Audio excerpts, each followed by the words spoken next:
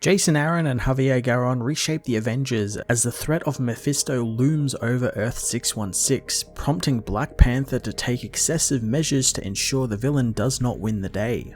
Jason Aaron continues the huge Mephisto storyline he's been building for some time now with a quick change up of the Avengers roster, retiring Black Panther so he can go and deal with the stuff happening over in his solo book and replacing him with Nighthawk, continuing Kyle Richmond's really cool story from the end of Heroes Reborn and exploring the character who knows that they should not exist and the toll that has had on his mind and body. It was a fantastic change of pace and adds a little bit more depth to a character who is literally just Batman, giving him more than just the comparison to go off of and begin work on turning him from a dour, no-hope cynic of the world to one who was a team player and has found something to live for. The Serpent Society getting involved was really great and really quite brutal, fitting given the Mephisto side of the story has been all really extremely violent and bloody, and it's great that the Avengers are going up against a more classical villain team amidst all of the multiversal Masters of Evil stuff. Javier Garron continues to make the book a treat to look at, delivering more bloody violence and superhero action along with a fantastic double-page spread with all of the different Mephistos from across the multiverse, including a Godzilla Mephisto and even a Shazam family-inspired team of devils, which was a really neat visual gag. The Avengers issue 55 shook things up a little bit and picked up some of the plot points from the Heroes Reborn event last year, building up Nighthawk and giving him a new lease on life as we ready for an all-out war with Mephisto. I'm going to give this issue a 9 out of 10.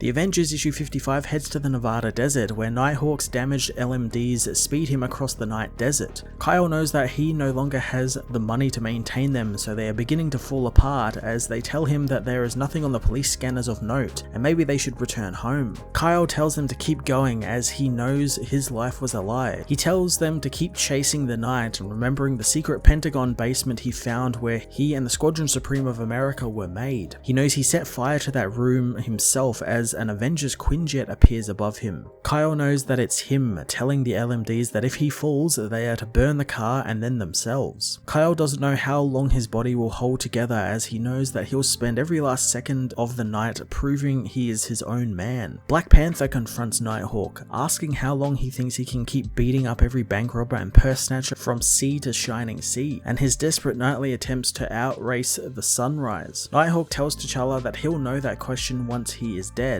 asking what the Panther wants. Panther asks why he resigned as the American ambassador to Wakanda, so Nighthawk explains it's because Kyle Richmond never existed and he was just a straw man for the devil, so now Panther is owed congratulations since he has won, but Kyle never thought that he would be petty enough to rub it in his face. T'Challa asks him to reconsider quitting since while he's just as stubbornly anti-progressive and nationalist as ever, he isn't the unhinged fanatic like the rest of the Squadron Supreme are, and both he and Kyle know Mephisto must be stopped. Kyle wants to do this himself, but Mephisto has gone silent and is untrackable. T'Challa knows that he's actually gone multiversal and his experiment with the reborn world was just that, an experiment, and now the true assault has begun with the entire universes at stake now. Kyle says he doesn't really do team-ups anymore, but T'Challa knows that it's not about him and he has his own things to deal with, telling Kyle that he'll find all of the info and data he has gathered on Mephisto has been uploaded to the Nightcave computers. T'Challa wants him to use that data well and remember that it doesn't matter if they were born in heaven or grown in hell, no god or devil gets to decide whether they call themselves a man or not, but every once in a while, a man could use a hand. Nighthawk agrees to join the Avengers, knowing that he will stumble home in the piercing light and succumb to sleep finally.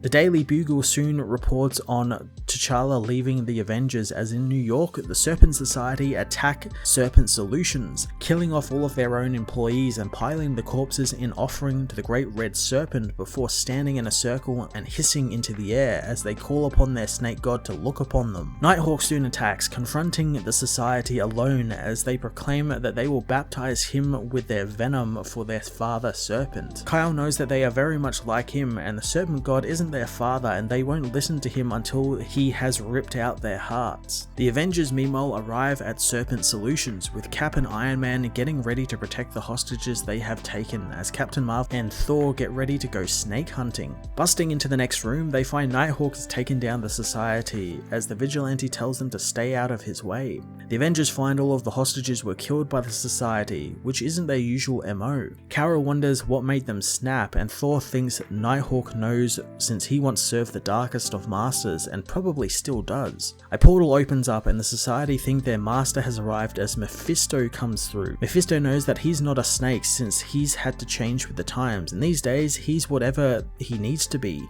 wondering what Nighthawk sees him as. Kyle tells him he sees a dog that needs to be put down as Mephisto transforms, knowing that he was expecting to find his blessed snake children, but instead he finds children who should not have been born. But he knows that in time he will correct all of the rancid Earths to infinity's end. He reveals a multiversal army of Mephistos, telling the Avengers that he will see them again once the last Earth falls and the Great Red Flood begins. The Avengers are stunned at what they have just witnessed, knowing that they will need a lot more Avengers. Later on at Avengers Mountain, the new Leadership Council of the Avengers brings forth a vote to the entire Avengers roster, knowing all need to vote on this.